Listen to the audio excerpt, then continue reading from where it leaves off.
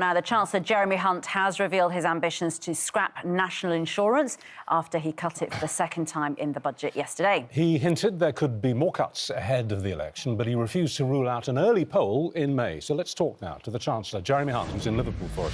Good morning, Chancellor. Thank you for sparing the time. Overnight polling not looking good for you. 75% polled say that your budget won't help them with their cost of living problems.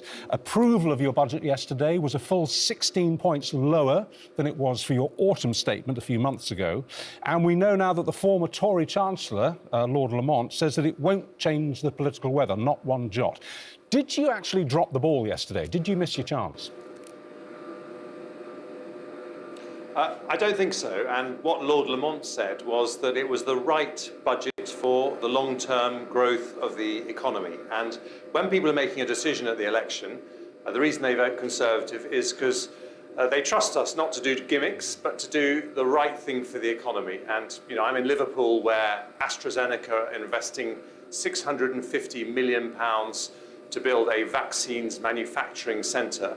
What I did yesterday when it comes to national insurance means that they are going to be able to hire the people that they need to work in this factory, and we won't have to hire more and more people from overseas. We'll be tapping into the 10 million people of working age who are not in work. That's the right model if we're going to become a higher wage economy. Yeah, surely what you would have hoped for was that a proportion of people would have woken up this morning and said, yeah, you know what, I think I'll vote Tory. And they're not. They're not. I mean, the polling is not good. Let me quote one paragraph, front page of The Guardian, but this speaks for most newspapers, both left and right. Britain will go into the next general election with taxes at their highest level since 1948. That's despite your cut in national insurance. That's hardly a Conservative position to hold, is it? Highest taxes for 75 years. Well, Richard, we have always said that it was the right thing to do to help businesses and families in the pandemic. I think the furlough scheme saved over 10 million jobs. Then we helped families in the cost of living crisis, paying about half their bills. But the central question, if you're talking about the election, is having had to put taxes up to pay for that, do we accept that as permanent, or do we start to bring them down? And now in the autumn statement and in yesterday's budget, I've had two moments where I've made a start in bringing down taxes. I haven't got all the way there in one go, but I've done so without increasing borrowing and prioritising important public services like the NHS. Yeah. And I think when it comes to a choice about the future, that is a very important choice, and people can now see clearly there is a big difference between a Conservative Party that thinks we grow the economy by bringing down taxes, a Labour Party that wants to grow the economy by spending more. But there are two groups of people, Chancellor, who are waking up this morning who will feel far worse off, who are clobbered, essentially, by yesterday's budget from you. First of all, it's pensioners. The Resolution Foundation says that they have found that pensioners are the biggest group of losers. Of course, that's because they pay income tax, not national insurance. Your response to that, because pensioners generally have tended to feel safer in Tory hands, but this shows the complete opposite. Quite the reverse. First of all, pensioners' taxes did not go up yesterday. Secondly, I increased the state pension because of the triple lock, which is a Conservative policy, by 8.5% in the coming year. That is more than double the rate of inflation. It means that their pension will go up by £900 in the year ahead.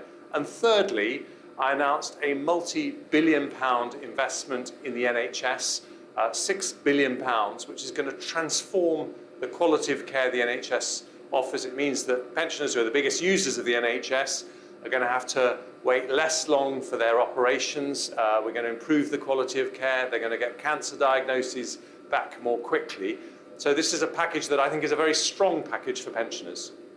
So, and what about low earners? Those who are on £15,000 will be about £400 worse off, according to the Resolution Foundation, because, of course, the income tax thresholds are frozen, and so anybody who gets even the slightest pay rise or even just inflationary pay rises will get dragged into more tax. And the overall, this national insurance tax cut barely touches the sides, does it really, of the tax burden on all of us. And when we go to the polls, people ask, am I feeling richer or poorer than I was this time last time? I put a cross in a box, and they're all going to say pretty much worse off. Well, Ranvir, let's look at that question very directly. So if you're on the average wage next year, you talked about the freezing of the thresholds. You're going to be paying about £230 more tax because we haven't increased thresholds by inflation next year. But because of the national insurance cut, you'll be paying about £900 less. So a significant reduction. For people on the lowest salaries, what have we done? Well, the lowest salary that you can be paid legally is the national living wage. We've increased that to £11.44. That means someone working full-time on the national living wage will get about £1,800 more next year. Again, significantly more than inflation. So this is a package which concentrates on helping everyone, rewarding people who work, because that's the way we'll grow the economy, and it's the right thing to do, but also making sure that we have good public services for people on low income, pensioners, for people who need them the most. Chancellor, yes, you're saying you're going to be spending. So, you know, the three things you've got to do, you've got to look at are taxation, any Chancellor, taxation, borrowing and spending. Those are the three plates you spin. Which goes up, which goes down and to what purpose? When it comes to spending, you said you'll spend 1% growth over inflation. And of course, the NHS defence and childcare, for example, will get much more than that. We accept that. But what you haven't said is what will happen to social care, to the justice system, to local government. Birmingham City Council's just gone bankrupt. You know, further education, all these things. Public services are going to get worse, aren't they? That is a fact.